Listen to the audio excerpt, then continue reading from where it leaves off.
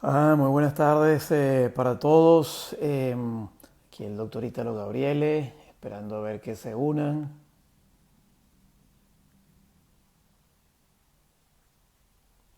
A ver. Saludos a la señora Carmen de Quintero y al doctor Giorgio Gabriele. Bienvenidos.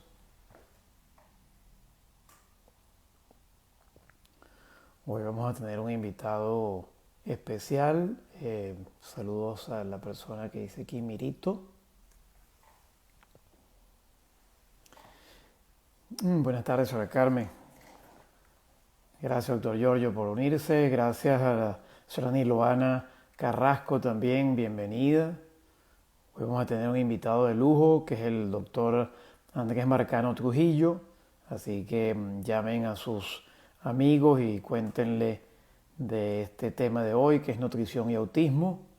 Va a estar muy interesante, sobre todo por la experiencia del doctor. Saludos a Belinda. Bendiciones también para usted, Mirito. Un buen saludo a Sorani Loana y esperemos que Emiliano esté excelente. En parte, gracias a usted estamos hoy aquí y al excelente conocimiento del doctor Andrés Marcano Trujillo. Así que difundan que en breves minutos vamos a llamar a nuestro invitado, el doctor Andrés Marcano Trujillo. Vamos a esperar a ver si se conectan más personas. Está pautado para las 2, pero estamos haciendo la introducción del tema de cómo la nutrición puede abrir puertas para niños que están dentro del trastorno del espectro autista. No sé si me escuchan bien, me pueden... Belinda aquí es Belinda Flores, es la doctora, que nos honra con su visita.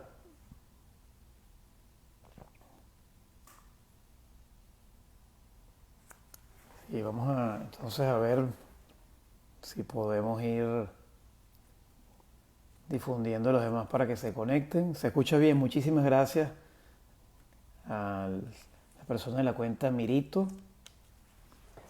Muy agradecido. Se escucha bien, señora Carmen, muchísimas gracias, de verdad. La doctora Lara, la doctora Bella Lara, bienvenida. Excelente odontólogo. Muchas gracias por estar presente. Saludos a su esposo Gilbert y a sus hijos que son pacientes de la consulta, muy queridos. La persona que está aquí conectada como Belinda es la doctora Belinda Flores.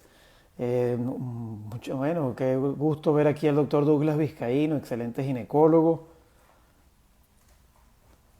Pueden seguirlo en las redes, muy acucioso ahora con la parte de ozonoterapia, que también es de mucho interés. Y dentro de pocos minutos vamos a... Saludos, Douglas. Dentro de poco vamos a llamar a nuestro invitado, el doctor Andrés Marcano Trujillo, una persona con amplia experiencia, más de 17 años en el trastorno del espectro autista.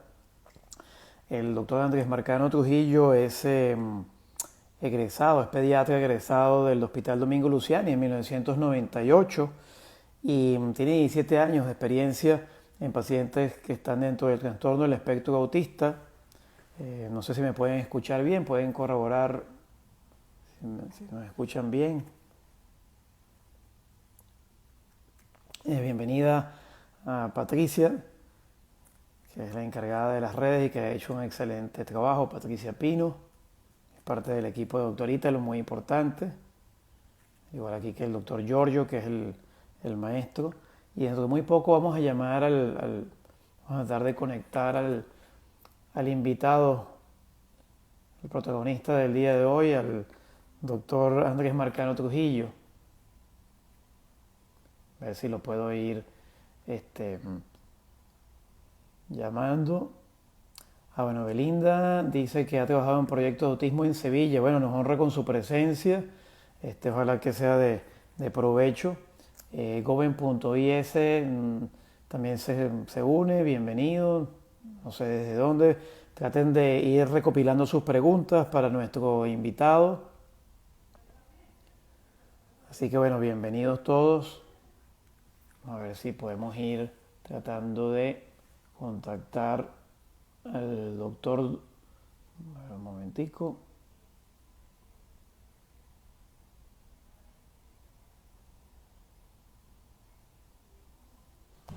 Recuerden, hoy el doctor Andrés Marcano Trujillo, así que a todas aquellas personas que quieren saber sobre el autismo y cómo la nutrición puede abrir puertas y puede ser parte de ese enfoque holístico eh, para niños que están dentro del trastorno del espectro autista.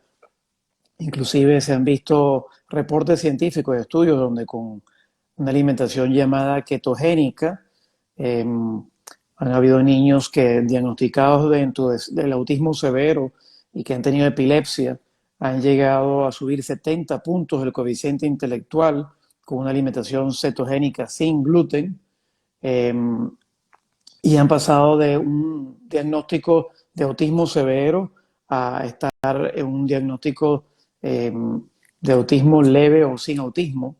Eh, Son casos, por supuesto, aislados, de los cuales nuestro invitado de hoy pues, nos va a hablar, también el doctor David Permuter. Aquí creo que ya se está uniendo el doctor Andrés Marcano Trujillo, Noelia Morante, bienvenida, la doctora Noelia, que nos honra también con su visita, neumonólogo del Hospital de Clínicas Caracas,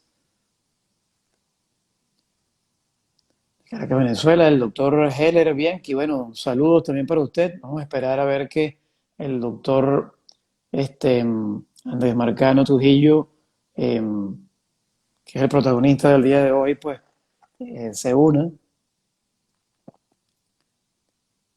Vamos a tener cosas muy, muy interesantes, sobre todo vamos a hacer una introducción, va a haber una serie de lives con el doctor Andrés Marcano Trujillo sobre el autismo y la nutrición. Esta es la primera parte del día de hoy. Mafe Botero, bienvenida. Por favor, díganos desde dónde están contactándose. El doctor Andrés Marcano aparentemente ya se unió, pero no lo vemos.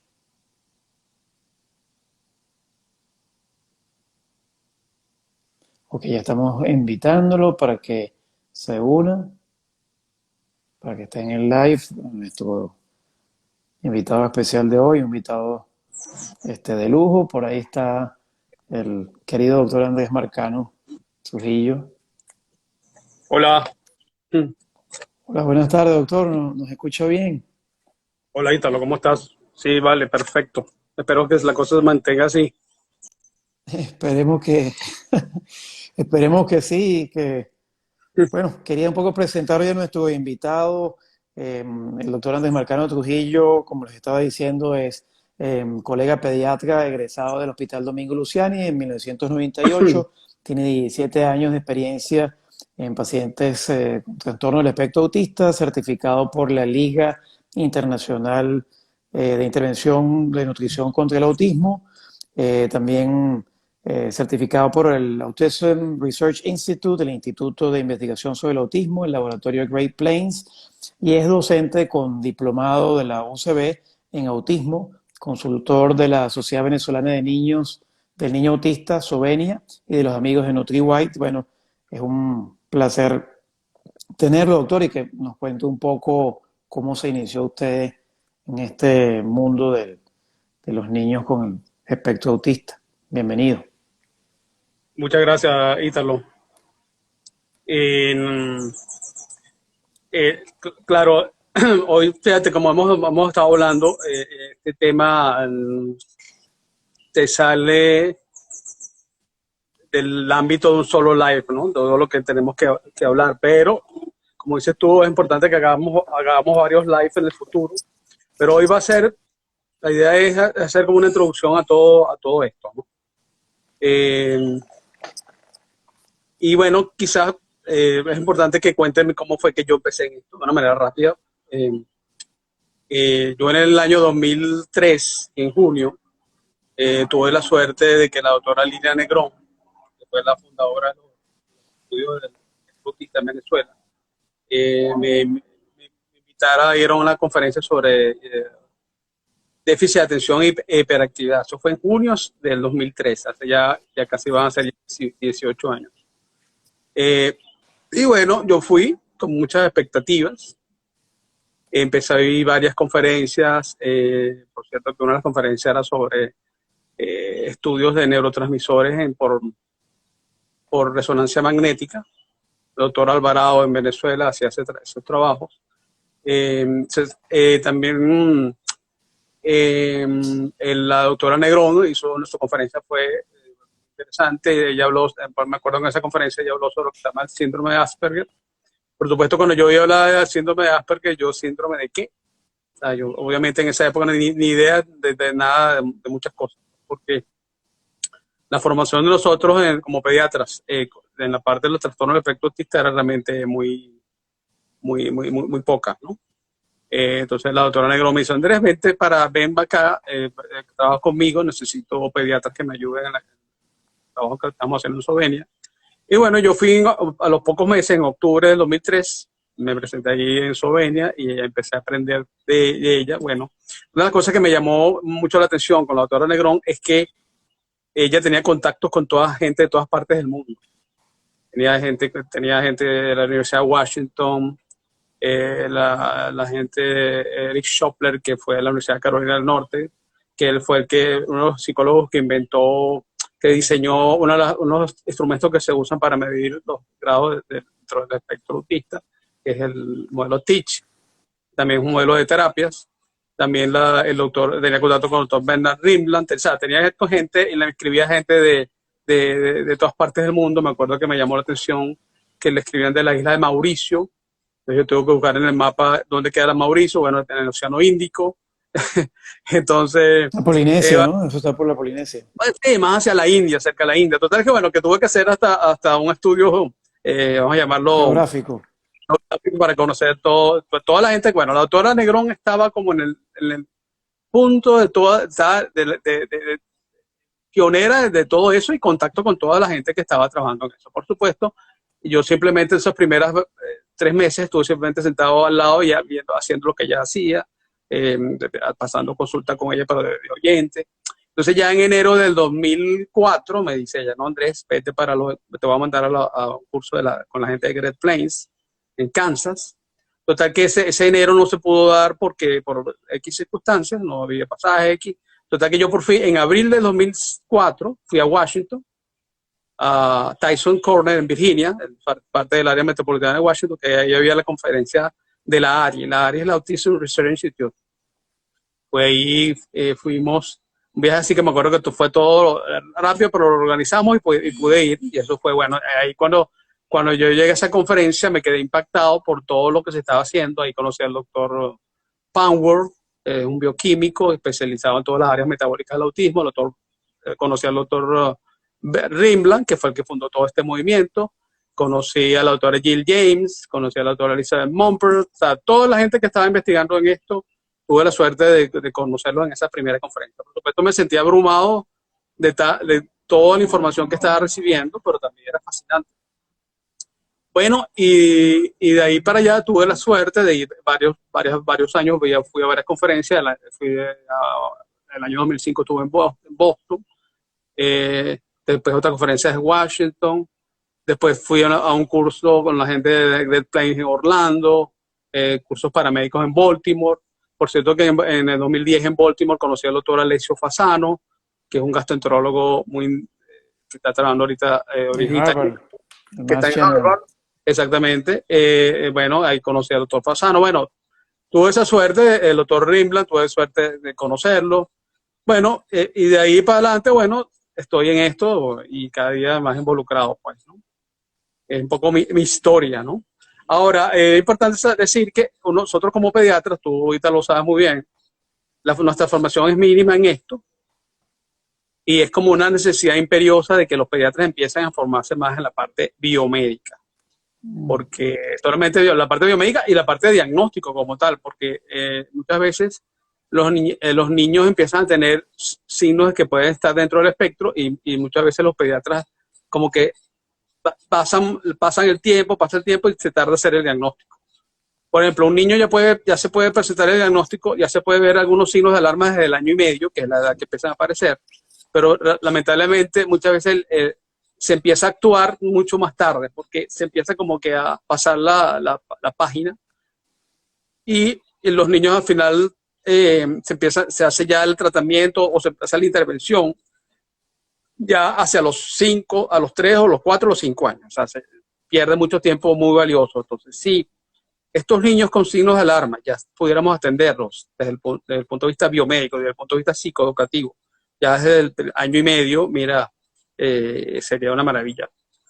En algunos Sí, casos, si tenemos la suerte. precisamente, perdón que lo interrumpa, doctor, precisamente a eso viene la primera pregunta, como un poco de introducción, ¿no? Precisamente por que inclusive los pediatras y los neuropediatras tenemos que saber más del autismo de los niños que están dentro del trastorno, pero por eso quisiera que empezáramos, que definiéramos qué es el autismo y por qué se le dice TEA. Ok. Bueno, mira, el autismo son alteraciones, o sea, vamos a llamarla, sí, alteraciones conductuales en el área sobre todo de la comunicación. O sea, es un trastorno del neurodesarrollo, o sea, de la evolución normal de un niño, que puede tener trastornos sobre todo problemas de la comunicación, en el área de la comunicación, del lenguaje, conductual, o sea, conductas repetitivas, dificultad para aceptar los cambios, o sea, poca flexibilidad en el pensamiento y también, a veces también problemas de empatía. Pero El básicamente la contacto columna visual, ¿no? vertebral de todo, sí, sí, hay un problema con el contacto visual, pero el denominador común de todas esas diferentes eh, aspectos que podemos ver en el autismo, que están definidos por el DMS-5, la clasificación de 2013, es básicamente un problema de comunicación. Comunicación, que es lo que lo define. Por supuesto, que ¿por qué se le dice espectro o trastorno del espectro autista? Porque es muy importante recalcarlo. Esto tiene grados. Pues no todo el mundo tiene, no todos los niños que tienen esta dificultad tienen el grado de dificultad. Por supuesto, hay grados, ¿no? Como dices tú, lo del contacto visual, fíjate, es importante ver esa parte porque uno de los primeros signos que uno ve en un niño, los signos de alarma, es el contacto visual. Y tú empiezas a ver eso, entonces tú ves ese niño, esto me parece que hay algo raro aquí y resulta que tú analizas un poco y es contacto visual. Eso podría ser un signo. Otro signo es no respuesta al llamado, sí, no respuesta al llamado y poco contacto visual. Y hay una cosa muy importante que hay que tener en cuenta también, es la regresión. Porque puede ser que haya niños que sean un poco más lentos en el lenguaje, pero hay una cosa que siempre va a ser un signo de alarma, es que la regresión. O Ese sea, un niño que... punto precisamente que tú estás hablando es cómo se pueden reconocer las primeras señales del autismo. ¿Se da solamente en niños o también se da en adultos? Ok, muy importante. O sea, ¿qué pasa? Fíjate tú. Muchas veces los papás cuando reciben, o sea, cuando uno le da los signos de alarma y cuando se habla la palabra autismo tiene como muchas implicaciones, vamos a llamarla, es como una etiqueta, ¿no? Es como hay un miedo. Y por supuesto, ¿qué pasa?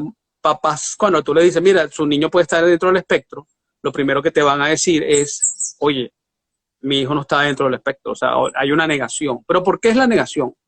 La negación ocurre básicamente porque la imagen que tiene, eso siempre yo se lo digo a los papás en la consulta, la imagen que tienen los papás de los trastornos, de los niños que está dentro del espectro, es un niño severo. Es el niño que está en un rincón y se mece. Por supuesto, cuando ellos ven a su hijo con sus diferentes grados de dificultad, obviamente esa imagen no es la misma que ven sus hijos. Por supuesto, ahí viene la negación. Por eso es que yo tengo que sentarme en la consulta a explicar, hacer énfasis en el grado de afectación. Fíjate, tú hay una cosa muy importante. Cuando tú me hablas de los adultos, bueno, hay personas que desde el punto de vista cognitivo, niños que desde el punto de vista cognitivo son muy buenos, son hasta superior que sus pares. Pero esos niños, es decir, y en eso el diagnóstico es más difícil. Es lo que se llaman autismo de alto funcionamiento. Esos niños pueden llegar a la adultez sin que se les haga diagnóstico. Y claro, entonces empiezan a ver, pero claro, son personas que si tú ves la historia, tienen muchos problemas de la parte social, tuvieron dificultades en sus relaciones humanas, sobre todo en la adolescencia, y a veces el diagnóstico se le hace, o se les hacía, porque yo creo que hoy en día si hay un poco más de conocimiento, se les hacía muy tarde Eso es lo que se llamaba, conocido antes como el síndrome de Asperger, que hoy en día, por la nueva clasificación, el Asperger se puso como un mismo paraguas desde el DMS-5. El DMS-4 anterior, del 2013, se ponía como una entidad aparte, pero hoy en día se pone como dentro del mismo paraguas.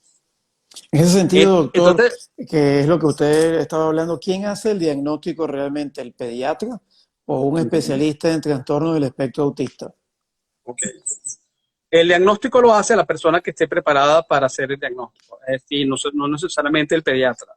Lo puede ser el psicólogo, que esté entrenado, el maestro que esté entrenado. Lamentablemente, lo ideal sería que lo hiciera el pediatra, porque el pediatra es el que lleva el seguimiento del desarrollo de un niño, ¿no? Pero todos sabemos que en la realidad no es así. Muchas veces pasa que el pediatra, cuando ve o cuando la mamá le insiste que hagamos algo, muchas veces lo refiere al neuropediatra. El neuropediatra no necesariamente sabe del espectro, porque esa ha sido mi experiencia. Hay unos que sí, por supuesto, pero no por el hecho de ser neuropediatra, no todos los neuropediatras saben del trastorno del espectro autista. Y de alguna manera su conducta es siempre como siempre es la misma, ¿no? Vamos a hacerle terapias, vamos a indicarle terapias, vamos a terapia, las que sea, conductual, ocupacional o de lenguaje, pero no, y inmediatamente lo pasa al ámbito al ámbito psicoeducativo. Por supuesto, cuando empezamos a hablar de que estos niños también tienen alteraciones médicas, por supuesto el neuropediatra lo maneja muy poco, ¿no? Y entonces, claro, ahí viene la parte de la visión biomédica, que ya, bueno, un poco que empiezas a ver que esos niños, usualmente, cuando tú haces la historia, te das cuenta que tienen infecciones a repetición, infecciones digestivas a repetición, Pues en infecciones... perdón que lo Ajá, interrumpa, en dime. ese punto, para diagnosticar a un paciente como autista o dentro del trastorno, ¿existe algún examen específico o, como usted dice, debe hacerse una evaluación médica integral, personalizada, hacerle el traje a la medida a ese pacientico? Claro, mira, hay escalas para medir, o sea, para clasificar un niño y su grado de severidad. Nosotros en Slovenia usamos el CARTS, que fue la que desarrolló la gente de la Carolina del Norte, de Chapel Hill, el doctor Eric Schopler. También está la A2, que es muy usada por la psicólogos. O sea, son escalas. También hay una escala que se llama MCHAT. La MCHAT se usa para niños más pequeños, niños de un año y pico. Usualmente el CARTS es para niños más grandes. El MCHAT es para niños más pequeños. Usualmente el MCHAT es un cuestionario, o sea, un cuestionario que se le da a los papás. Y entonces, según esos ítems que salgan, hay unos ítems que son como más significativos que otros. Y según eso, uno hace, o sea, uno evalúa cómo está funcionando ese niño. La gran ventaja de las escalas, con todas sus limitaciones, es que nos dan una idea más o menos objetiva de lo que está pasando. Porque siempre la parte conductual, la psicoeducativa es como muy subjetiva. Entonces uno tiene que precisar con escalas cómo está funcionando ese niño. ¿Y para qué nos sirven las escalas también? Porque las escalas, cuando hacemos la reevaluación, por lo menos como hacemos en Slovenia, al año o a cierto tiempo, podemos cuantificar cómo estaba antes y cómo estaba ahora. Esa es la gran ayuda de las escalas. Y Esa también, escala, doctor, y perdón que lo interrumpa, que es una parte también de la pregunta que quería hacerle, ¿esas escalas nos dan una certeza diagnóstica o hay niños que han sido diagnosticados erróneamente dentro del trastorno de espectro autista? bueno, mira, para hacer importante para hacer esas escalas, la persona que lo hace tiene que tener entrenamiento. De hecho, toco mi experiencia personal. Cuando yo empecé a pasar el CARTS, yo siempre lo hacía auxiliado con una persona con más experiencia que yo, tenía unos meses, unos años haciendo más de la escala que yo. Pero esa escala siempre tiene que ver mucho la persona tiene que entrenarse con muchos pacientes y con otras personas con más experiencia, porque si no, no se hace una buena escala, ¿no? La escala, pero una vez, si la escala se hace adecuadamente y con una persona con experiencia, sí, pues sí nos puede ayudar mucho, o más o menos nos puede decir cómo está funcionando un niño en ese momento. Sí, son de gran ayuda las escalas. Y otra ventaja de las escalas es que, sobre todo cuando estamos hablando a nivel de buscar ayuda, por ejemplo, los Estados Unidos, o países que necesitan, o sea, hay ayudas para las terapias y para muchas cosas, siempre es importante tener una escala para tener un diagnóstico, vamos a llamarlo formal. O sea, en ese sentido ayuda mucho y sobre todo para la comparación posterior, ¿no? Cómo está ese niño inicialmente y cómo va avanzando ese niño. Entiendo. Y hablando un poco de las causas, ¿qué causa el autismo? Siempre he hablado con los pacientes que existe un triángulo que arriba pues tenemos la genética, en otro de los lados tenemos la alimentación, en el otro de los lados el ambiente y todas ellas interaccionan entre sí, pero ¿influirá la genética, la nutrición, el ambiente, la cantidad de tóxicos que hay en el ambiente, la exposición a estos tóxicos antes, durante, después del embarazo? Eh, ¿Cuáles serían las causas o la causa? Okay. Es importante que consideremos, o sea, el autismo es como la respuesta final, en los casos de los niños que están dentro del espectro, a muchas noxas ambientales, ¿no?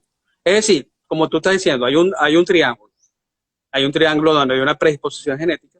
Hay tres factores, una predisposición genética, un factor ambiental y un factor del momento de que la noxa afecta. O sea, son serían esas tres. Entonces, Cuando habla de desde el punto, noxa, ¿a qué, no, para que nos entiendan, a qué se refiere la noxa?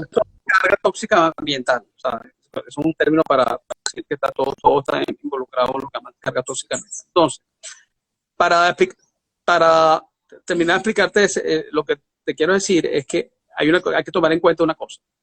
Los trastornos del espectro autista, como todos sabemos, han aumentado de manera exponencial desde 40 años para acá. En los años 70 del siglo pasado, la incidencia era 1 por 10.000 o por 5.000.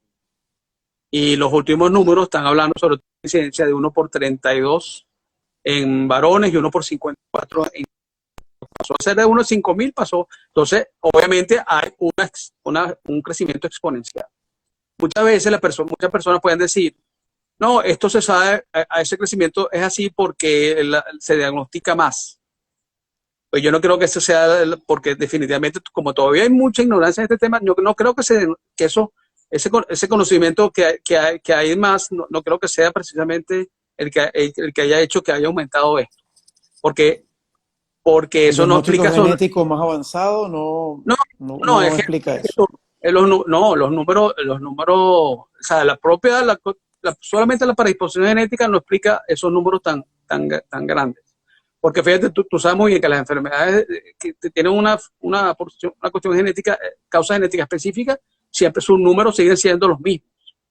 En cambio, aquí hay algo que ha aumentado mucho.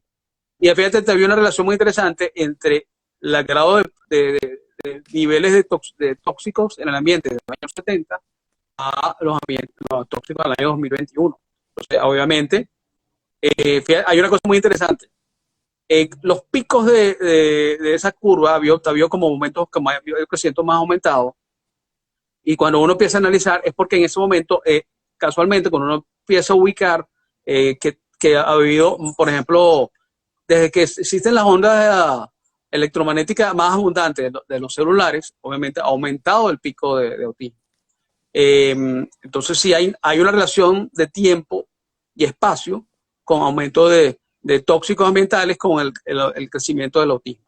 Fíjate tú que se han hecho trabajos. El doctor David Permuter, disculpe que lo interrumpa, No, citaba tranquilo. un trabajo del 2019 donde hablaba de la exposición al glifosato en California, que las madres que tenían una cercanía al glifosato, el glifosato es un pesticida que se utiliza para lo que llamamos los alimentos transgénicos, para que el cultivo sea resistente a la plaga, para aumentar el rendimiento y causa estragos a nivel intestinal. Y se concluyó en ese trabajo que las madres que estaban expuestas a menos de 2 kilómetros de ese pesticida, pues aumentaba mucho más el riesgo de autismo si la persona estaba embarazada, ¿no? Si tenía un riesgo prenatal.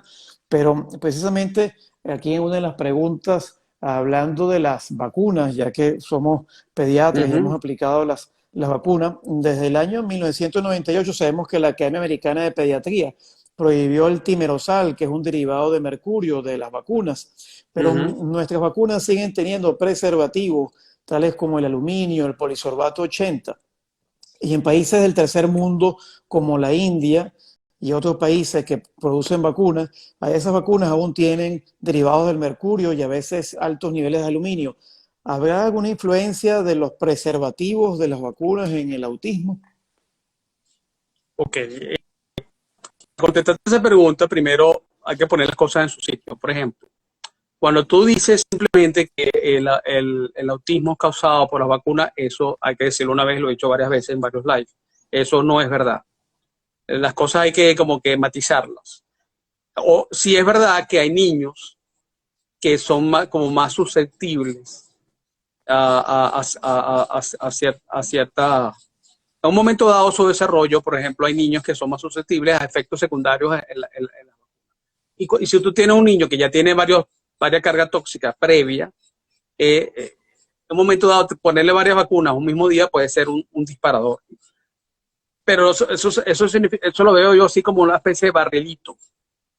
Todos nosotros tenemos nuestro barril de carga tóxica, ¿no? Los pacientes que tienen más capacidad de aguantar, otros que tienen menos capacidad de aguantar, de diferentes tamaños. Y además tenemos válvulas que hacen que botemos las cargas tóxicas. O sea, los sistemas de desintoxicación del cuerpo.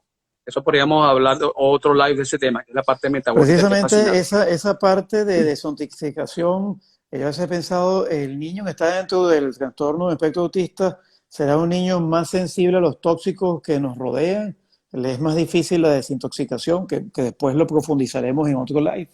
Claro, porque son niños vulnerables, son niños más vulnerables que otros niños, porque, claro, lo que pasa es que como la carga tóxica ha aumentado, eso ha abarcado cada vez a más niños, por eso es que los números han aumentado. Pero sí, hay niños que son, y cada vez va cazando a más niños. Y más no solamente acuérdate de los niños, sino también las madres en el embarazo. Y eso hace que sí, que eso influya, ¿no? La parte... Y bueno, para completarte la cuestión de la vacuna. Eh, por ejemplo, cuando yo hace 30 años, o sea, un niño podía recibir 5 vacunas en primer año de vida, puede recibir hasta 18. Lo importante es vacunar con racionalidad, o sea, nunca poner muchas vacunas en un mismo día, nunca poner vacunas en niños con fiebre, o sea, que tengo eso sí lo sabíamos nosotros desde que yo hacía en la pediatría. Tú sabes muy bien que las enfermeras nunca ponían vacunas en un niño con fiebre, porque siempre se sabe que un niño que tenga un proceso viral, en ese momento su sistema inmunológico es más vulnerable, ¿no? A desregulaciones inmunológicas. Entonces, siempre vacunar con, por ejemplo, la vacuna de hepatitis B usualmente se pone en el primer año, al niño al nacer. Si tú tienes una mamá que las controla el embarazo y sabe que es una mamá cero negativa, o sea, no tiene hepatitis B, yo diría que no hace falta poner hepatitis B. Si tú tienes un niño con la varicela, que es la vacuna de la lechina, seguramente se pone a los 2 años, pero la lechina tiene en los niños pequeños usualmente suele ser muy, muy leve. Claro, la lechina se puede complicar, por supuesto, en los adolescentes y en los adultos. Entonces, si tú tienes un niño que va a cumplir ya 12 años y sabes que no le he dado lechina clínicamente, ahí sí es importante poner la vacuna de la varicela. Es decir, usar criterios más racionales para poner las no mismas vacunas mucho tiempo y nunca vacunan niños con fiebre y tener mucho cuidado cuando ya el hermanito de un niño que está dentro del espectro o un niño que ya ha tenido signos de regresión, sí, hay que tener mucho más cuidado todavía con colocar las vacunas.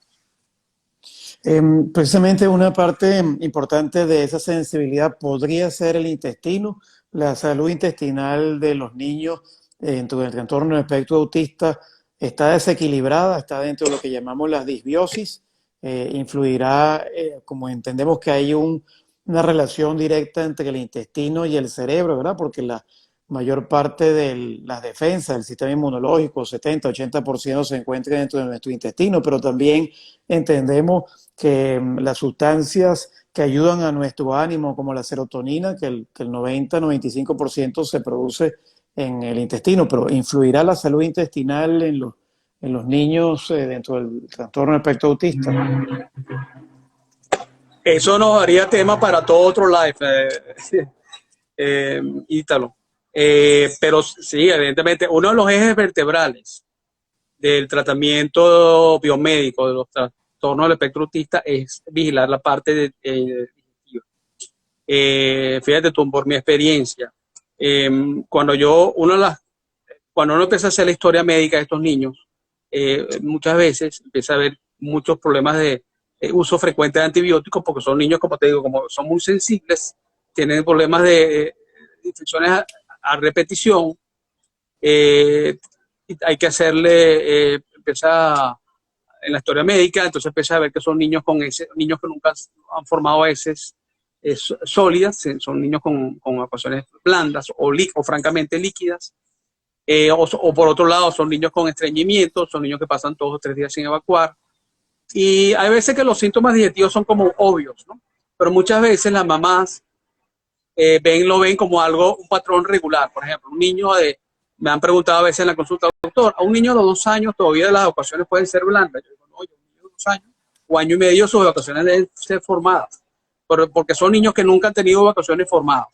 O, por ejemplo, hay niños que tienen un patrón de evacuaciones cada 3 días y quizás hay mamás que lo ven esto como normal. Resulta que hay que explicarles que no es normal.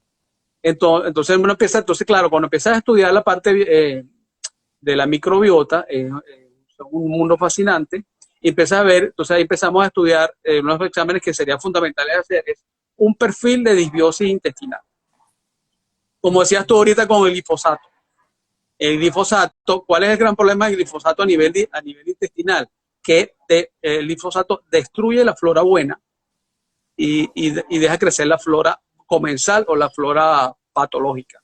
Y el eso es muy hecho, perdón importante. que me interrumpa, doctor, disculpe que lo interrumpa, y el hecho que tengamos también ahora alimentos que no son reconocidos por nuestro cuerpo, como los alimentos modificados genéticamente, ¿no? También afectarán a nuestro intestino, porque las bacterias dirán, bueno, ¿quién es este? Yo no lo conozco. Evidentemente, porque fíjate tú, ¿qué pasa? Lo siguiente, fíjate, cuando tenemos intestino inflamado por la clínica, y de hecho hoy en día existen exámenes para hacer eso, ¿no? Hoy los exámenes que tenemos, lo que se llaman exámenes completos de ese, o Comprehensive Stool Analysis en inglés, hay laboratorios que están haciendo exámenes extraordinarios. Entonces, esos exámenes se miden, se estudia la microbiota, es decir, la microbiota es esa, para los papás que no saben, que siempre es bueno que sepan que están llegando, todos tenemos en nuestro intestino bacterias buenas, bacterias no buenas ni malas, y bacterias francamente patológicas. Todas esas bacterias y por supuesto hongos, esos todos se mueven como en un equilibrio, ¿no? Es un ecosistema que debe estar balanceado. Y cuando uno empieza a estudiar a estos niños desde el punto de vista de los exámenes de ese, empieza a darse cuenta que esa flora no es adecuada, hay flora, no es suficiente flora buena, hay mucha flora oportunista, hay flora patológica. Entonces, eso, y claro, y como tú sabes, como tú lo estás diciendo, la microbiota hoy en día es un órgano, un campo de investigación muy interesante. Cuando un niño mejora esa microbiota y bajamos los niveles de inflamación intestinal, ese niño va a empezar a mejorar. Porque, ¿qué pasa? Cuando tenemos un intestino inflamado, tenemos lo que se llama un intestino permeable.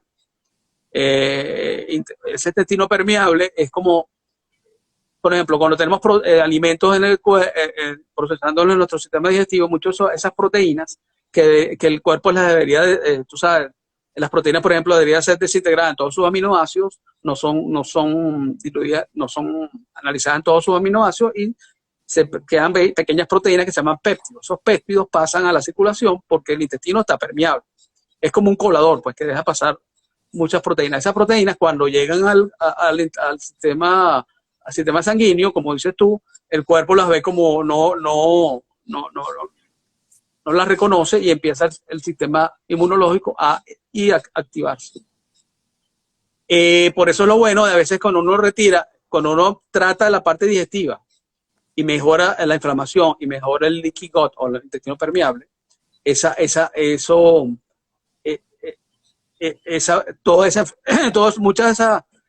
alimentos de los cuales somos sensibles, al final ya el niño mejora en esa parte. O sea, no puede retirar. Precisamente esa parte del tratamiento influirá también que en el tratamiento convencional los médicos usamos muy libremente los antibióticos, afectará eso también, pero también, ¿cuál es el tratamiento convencional para el autismo, el tratamiento médico convencional? ¿Se enfoca solamente en los síntomas, en las múltiples causas, o realmente atacamos las causas de raíz, o estamos nada más viendo los síntomas, nada más estamos atacando la superficialidad del problema? Claro.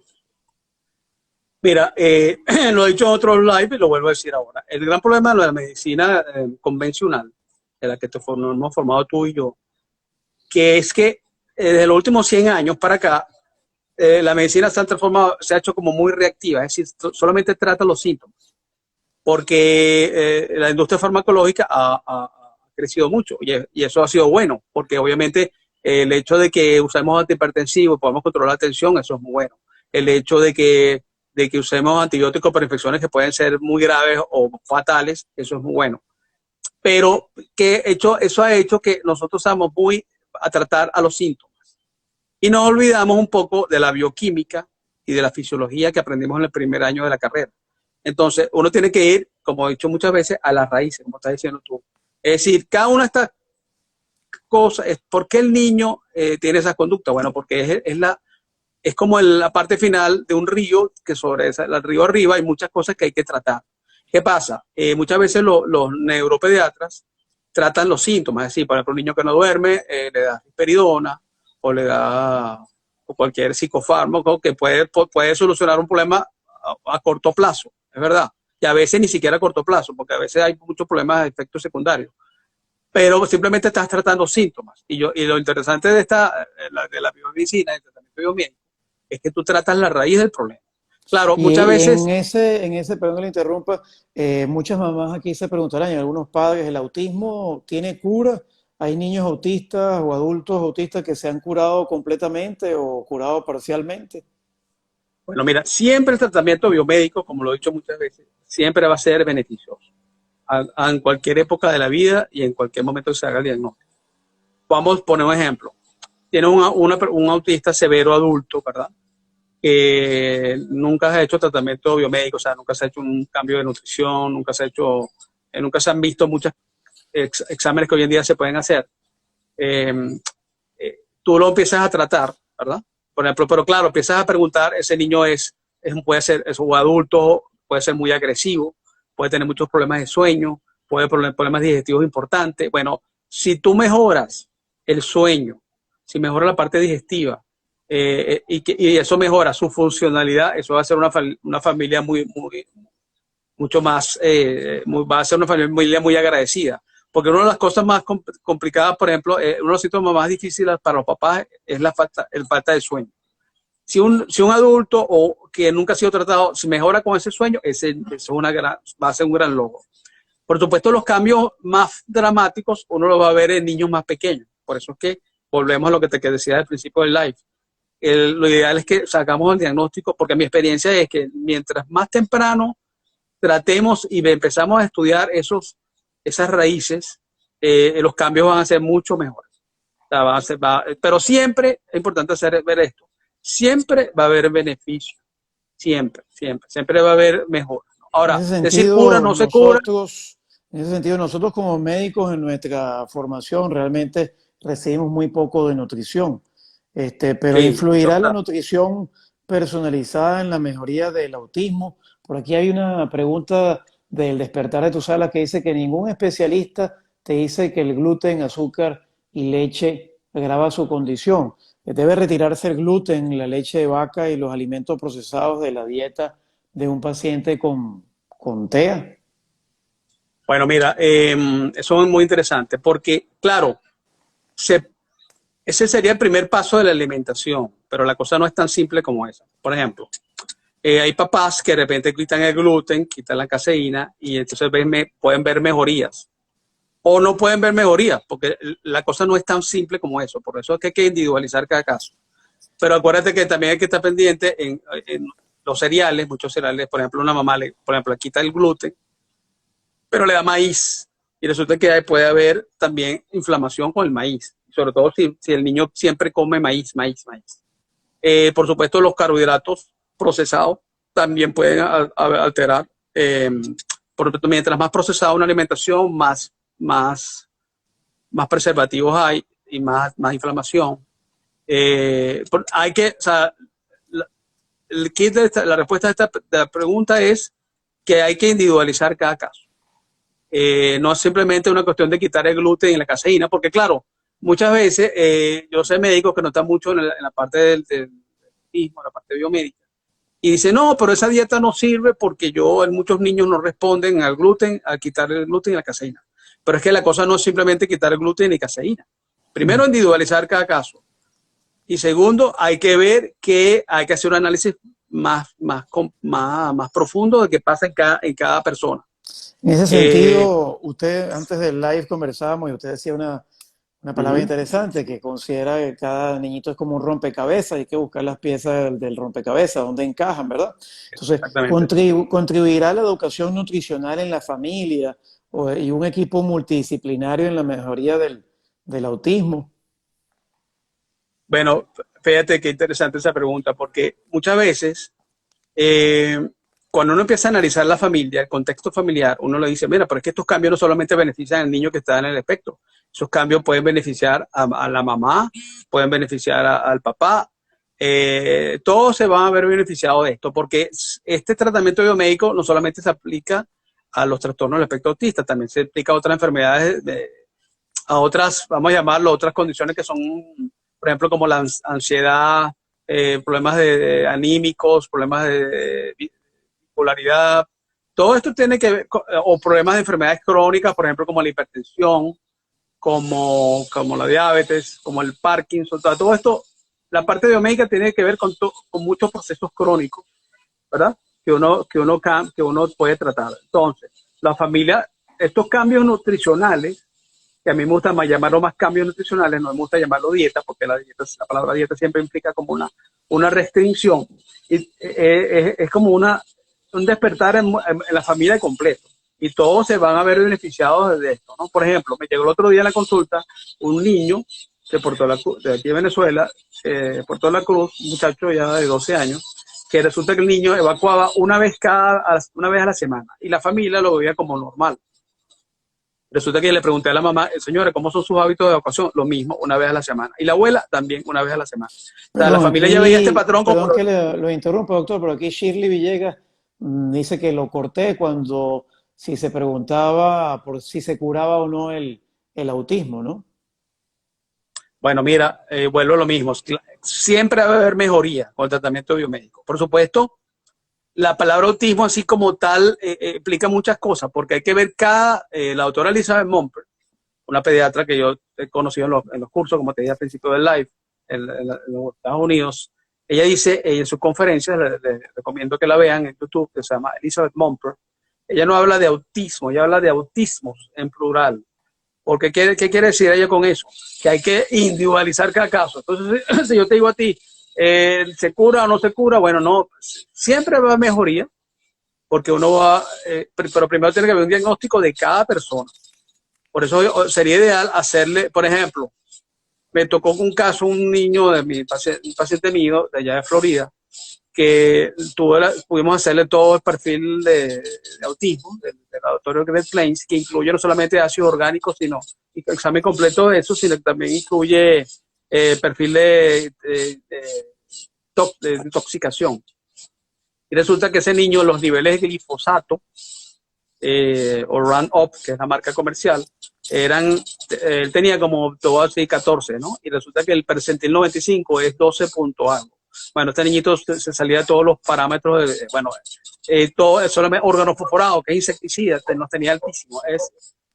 Los niveles de omega 3, porque también incluye este perfil, resulta que eran bajísimos. O sea, la relación omega 3, omega 6, eso es otro tema para hablar de la parte metabólica. Eso es otro tema exacto, la relación omega 3, omega 6 en la dieta, ¿no? En la alimentación diaria. Lo que quiero decir para contestar esta pregunta e insistir, va a haber mejoría, por supuesto. Tenemos que individualizar cada caso, como digo yo siempre, un traje a la medida. Cada persona es diferente. Lo ideal sería que a todos los niños podríamos hacerle los exámenes completos. Y eso nos va a guiar mucho en dirigir el tratamiento. Pero obviamente siempre va a haber mejoría, en unos casos más que otros. la parte conductual siempre va a haber mejoría, los problemas que más causan disfuncionalidad van a mejorar, por ejemplo, la falta de sueño, o la parte, tú sabes, de alteraciones sensoriales también va a mejorar. O sea, muchas áreas van a mejorar y lo cual va a hacer un niño o un adulto mucho más funcional. Hay una pregunta aquí de la señora o la señorita Astrid de ST12, dice, ¿la ecolalia remota se puede mejorar si mi niño tiene 4 años, ¿no? Explicar Okay. qué es la ecolalia, ¿no? Ok, mira, la ecolalia es un proceso, cuando tenemos el proceso de aprendizaje del lenguaje, la ecolalia es un proceso, vamos a llamarlo normal, porque un niño, pero la ecolalia es normal por un tiempo muy pequeño, porque el niño es como el primer momento que el niño adquiere una palabra, la procesa y ya la incorpora a su vocabulario. Pero por alguna razón, los niños que están dentro del espectro, como hay un problema de comunicación, como dije al principio, de alguna manera él sigue, o sea, no hace como el switch de que tiene que contestar, sino simplemente repite lo que oye, que es lo que se llama ecolalia, por eso la palabra. Y la ecolalia tiene 2 tipos, de ecolalia inmediata y ecolalia tardía. Ecolalia tardía, cuando ellos repiten diálogos que oyen, lo repiten en un momento dado, cuando fuera del contexto de un momento dado una situación. Entonces, esa mamá, yo le diría que esa ecolalia, claro que va a mejorar si trabajamos en 2 áreas, el área biomédica, que es lo que hemos estado hablando todo este tiempo, y el área psicoeducativa. Esa ecolalia puede mejorar con terapias de lenguaje, con terapia ocupacional y con todo su tratamiento biomédico y psicoeducativo. Entiendo. Entonces, la ecolalia es básicamente que el niño repite lo que le dice el padre. Es como un eco, hace como un eco. Exactamente. Exactamente. Y también hacer lo que se llama Em, reversión pronominal, que hablan en tercera persona. Y el hablar en tercera persona también es un tipo de ecolalia. Es decir, yo quiero, él repite simplemente, dice, ¿qué quieres? Y él repite, ¿qué quieres? Entonces eso también es un tipo de ecolalia.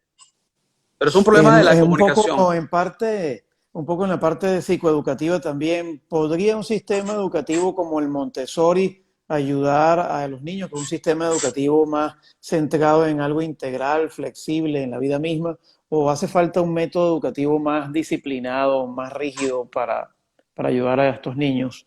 Bueno, mira, el mejor método educativo es el que más se adapte a la realidad específica de un niño. Volvemos a la individualidad. O sea, el Montessori es la maravilla para todos los niños. No puede ser que hay niños que no lo vaya bien con Montessori, a otros niños que sí le va bien con Montessori. Usualmente los niños que están dentro del espectro, ellos suelen ser hay que ser un método muy estructurado, porque ellos como les cuesta la parte de los cambios, o sea, la improvisación y los cambios para ellos es malísimo. Entonces ellos necesitan un método, yo diría en sentido general, un método educativo más estructurado, que no haya la improvisación, o sea, que haya como más la estructura. Usted aquí mencionó algo del tratamiento biomédico y hay una pregunta por aquí también que dice que cuáles serían, o sea, primero, ¿en qué consiste el tratamiento biomédico y cuáles serían los exámenes que se realizan en ese enfoque que usted realiza? Usted habló del perfil de ácidos orgánicos, pero si nos puede explicar un poco del No, tratamiento biomédico. ok. Mira, el tratamiento biomédico es ver las raíces de comorbilidades médicas que existen en los trastornos del espectro autista. Entonces, por ejemplo, el eje que hemos hablado bastante, el eje digestivo, el eje nutricional.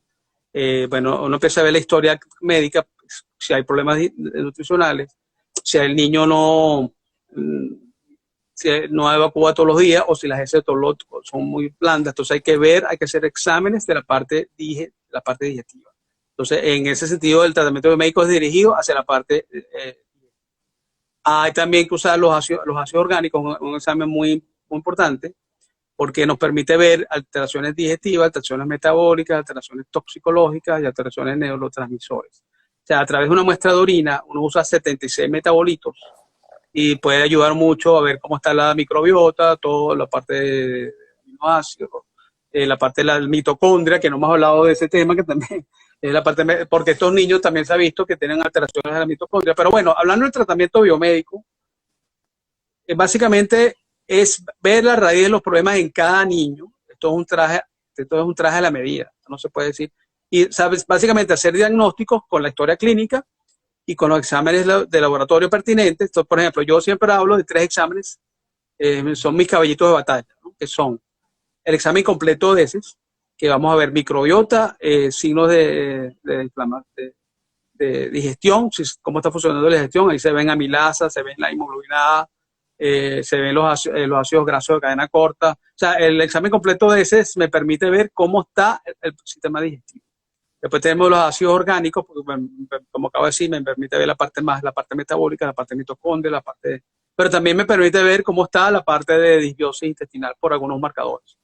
Me permite ver si hay deficiencias nutricionales.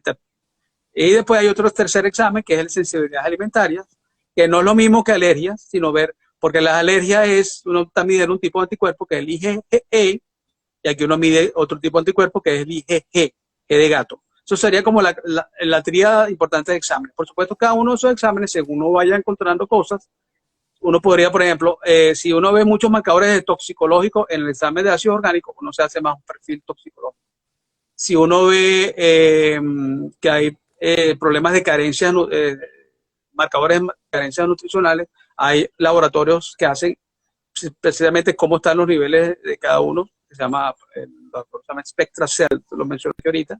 Es decir, de esos 3 exámenes, uno puede, si uno quiere buscar más cosas, por ejemplo, el Great Plains también hace una cosa más el perfil de micotoxinas, porque hay marcadores en el examen de ácidos orgánicos que pueden hablar de alteraciones de micotoxinas. Entonces hay un perfil de micotoxinas. Es decir, de estos 3 exámenes que les estoy diciendo, uno puede, según cómo vayan el resultado de esos exámenes, uno puede ir enfocado hacia otro tipo de exámenes. O sea, nos guían qué otros tipos de exámenes hay que hacer. Y individualizar el tratamiento, que es lo más importante. Sí, aquí hay una pregunta, bueno, aquí hay una persona que habla que su hija tiene diagnóstico de autismo, no sé si es Claudia, Clau B0510, ya entrando en materia con las preguntas de la audiencia. Mi hija tiene diagnóstico de autismo y enfermedad de la orina con olor a jarabe de arce. ¿De qué se trata esa enfermedad? ¿Es una enfermedad metabólica rara? Bueno, ahí nos puede ayudar mucho los ácidos orgánicos para ver o sea, es la muestra de orina y uno puede ver qué problema metabólico hay en este caso de esta niñita que me están hablando. Bueno, hay una enfermedad que se llama errores innatos del metabolismo, que son las típicas fenilcetonuria o problemas de hipotiroidismo congénito, que son como muy, muy conocidas, pero no son los más frecuentes. Lo importante es que con este examen de perfil ácido orgánico uno ve cómo está el perfil metabólico de cualquier niño. Y entonces, en este caso, estas orinas que huelen, tienen ese olor tan característico, bueno, uno puede, con un perfil de ácidos orgánicos, uno puede definir más qué está pasando en esta niña. Son 76 marcadores en este examen. Sí, aquí nos dice Astrid, CDT12, que dicen que el exceso de fruta o carbohidratos no es recomendable para los niños con autismo. ¿Es verdad? ¿Por qué? Ok. Porque resulta que la cándida, cuando le vuelvo a hablar el concepto de microbiota equilibrada, los azúcares le encanta la cándida albicans, que es un elemento, cuando crece de manera desproporcionada, hace un problema de disbiosis importante, y entonces los azúcares procesados alimentan la cándida, y eso crea un problema de disbiosis importante. Por eso es que bueno, que hay que... Esa es la idea, por eso el problema de los carbohidratos específicos. Además, los carbohidratos específicos, perdón, el aumento de los carbohidratos en la alimentación, los carbohidratos procesados, hace que se alimenten más las bacterias disbióticas, las bacterias patógenas, que las bacterias no patógenas. Aquí veo en el tiempo que, no sé si es porque es hasta 1 hora el live, pero se ven aquí como 52 ¿Cómo vamos de segundos. tiempo, Ítalo? Estamos cerca de las 3 de la tarde, pero estamos muy bien de tiempo, pero veo aquí que aparece en la pantalla que como que queda poco tiempo. No sé si nos reconectamos nuevamente para las preguntas, ¿no? Que aquí hay algunas cuando sale un amonio alto Como quieran. que se puede hacer, ¿no? Si se corta volvemos a recontactarnos, ¿no? Porque veo en la pantalla. Ok, perfecto. Yo no soy tan experto en los live, usted sí tal vez más que yo, pero hay aquí una ventanita que dice 20 Bueno, segundos. Bueno, sí, dice, bueno, vamos a ver si me vuelve a conectar, no te creas. Nos vuelvo ya a contactar Im- entonces. Muy Importante interesante. que guardes el like para que quede para las personas que quieran verlo más adelante, ¿no? Eso es Exacto. muy importante. Sí. Pero sí, aquí hay varias preguntas.